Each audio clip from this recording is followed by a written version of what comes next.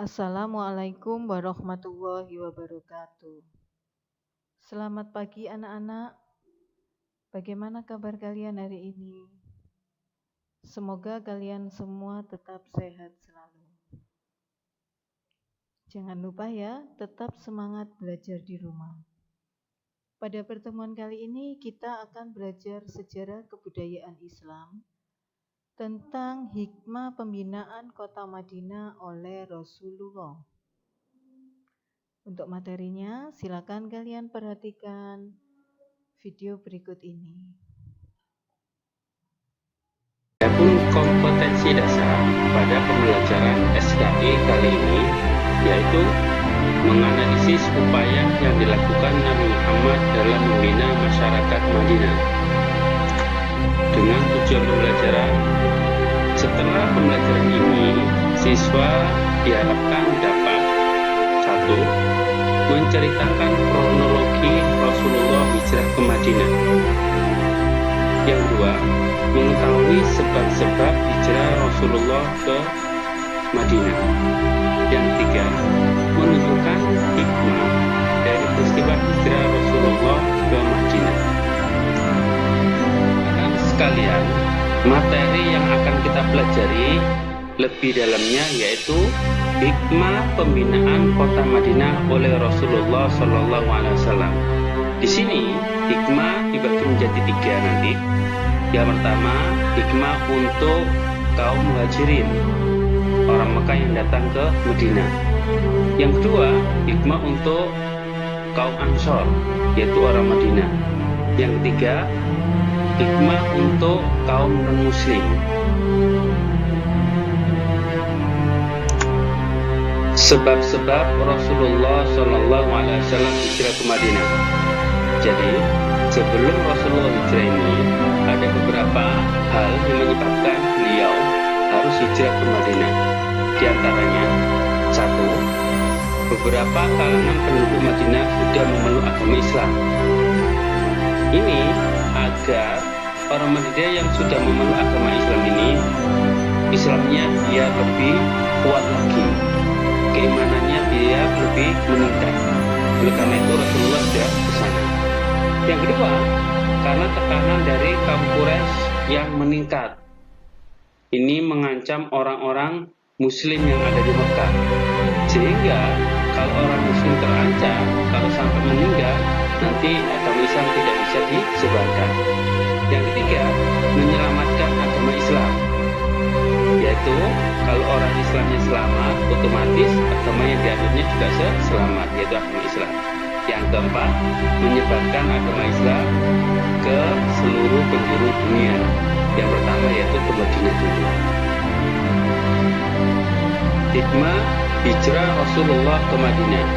Yang pertama, bisa berdakwah agama Islam atau bisa menyebarkan agama Islam ke Madinah.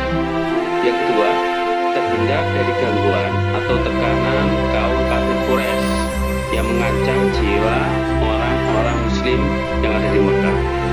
Yang ketiga, dapat menyusun kekuatan untuk bisa kembali ke Mekah. Jadi di Madinah untuk menyiarkan agama Islam, menyusun kekuatan sehingga agama Islam bisa menjadi besar, terus bisa kembali lagi ke Mekah. Berikut ini kronologi hijrah Rasulullah ke Madinah. Yang pertama, Rasulullah menyuruh sebagian sahabat untuk hijrah terlebih dahulu, pergi ke Madinah. Kenapa? Ini agar tidak diketahui oleh orang-orang kafir Quraisy. Jadi Rasulullah belum berangkat, sebagian sahabat sudah diberangkatkan. Jadi orang kafir Quraisy belum tahu kalau sebagian sahabat itu sudah hijrah ke Madinah. Yang kedua, para sahabat hijrah secara diam-diam. Jadi sembunyi-sembunyi. Para kafir Quraisy tidak tahu. Hanya orang-orang Muslim saja yang tahu. Yang ketiga, kaum kafir Quraisy berencana untuk membunuh Rasulullah. Ini para kafir Quraisy mengumpulkan pemuda-pemuda untuk mengepung rumah Rasulullah, berencana untuk membunuh Rasulullah sebelum Rasulullah hijrah ke Madinah. Yang keempat, dalam upaya pembunuhan ini Rasulullah digantikan oleh Sayyidina Ali di tempat tidurnya karena rumahnya sudah dikepung. Akhirnya Sayyidina Ali disuruh tidur di tempat tidur Rasulullah dengan memakai selimut. Orang kafir Quraisy di luar melihat itu masih ada yang tidur berselimut, dikira Rasulullah. Padahal Rasulullah sudah bisa keluar. Terus yang kelima, Rasulullah berangkat hijrah dengan Abu Bakar As-Siddiq menuju Gua Sur, lalu ke Madinah. Gua Sur ini letaknya di sebelah selatan Mekah, sedangkan Madinah berada di sebelah utara Mekah. Ini strategi Rasulullah agar tidak diketahui oleh orang kafir Quraisy. Selain itu, beliau juga melalui jalan-jalan yang sempit, tidak melalui jalan-jalan yang biasa dilalui oleh orang-orang pada umumnya. Berikut ini hikmah pembinaan kota Madinah. Ini berbeda dengan hikmah hijrah Rasulullah ke Madinah. Kalau hikmah pembinaan di kota Madinah ini posisinya Rasulullah sudah berada di Madinah dan membangun kota Madinah. Ini ada 3. Yang pertama, bagi penduduk Madinah atau kaum Ansor.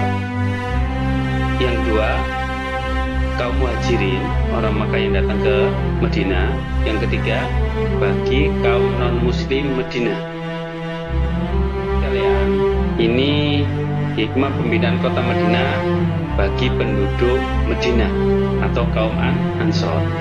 Yang pertama, terbinanya persatuan penduduk Madinah. Ini sebelum Rasulullah di Madinah, ini sering terjadi perselisihan, terutama antar golongan yang ada di Madinah. Yang kedua, terbinanya ekonomi sosial penduduk Madinah.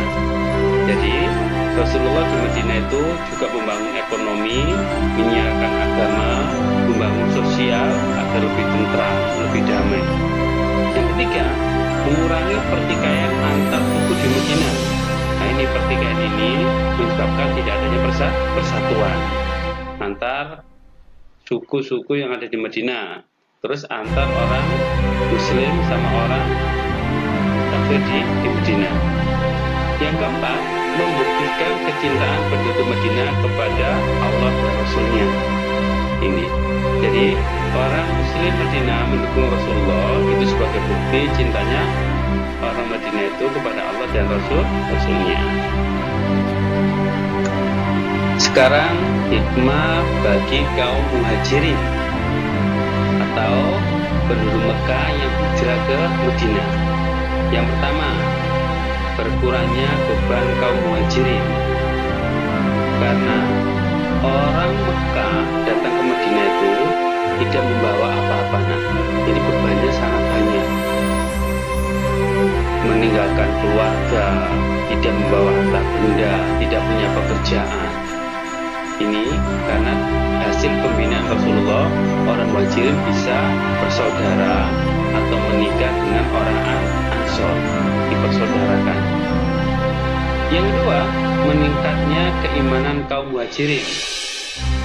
Setelah hijrah, tidak ada ancaman dari orang kafir Quraisy. Orang Muhajirin ini lebih tenang untuk beribadah, lebih mudah untuk mendapatkan ilmu-ilmu yang diberikan oleh Nabi Muhammad, oleh Rasulullah, sehingga keimanannya bisa meningkat. Yang ketiga, kaum Muhajirin lebih tenang dalam beribadah karena tidak ada pengganggu-pengganggu orang-orang kafir.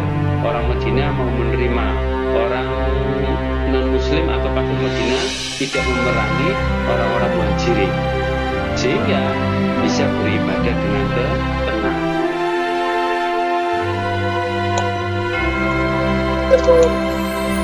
Berikut ini hikmah pembinaan kota Madinah bagi kaum non-muslim Madinah. Yang pertama, tidak merasa dimusuhi kaum muslimin.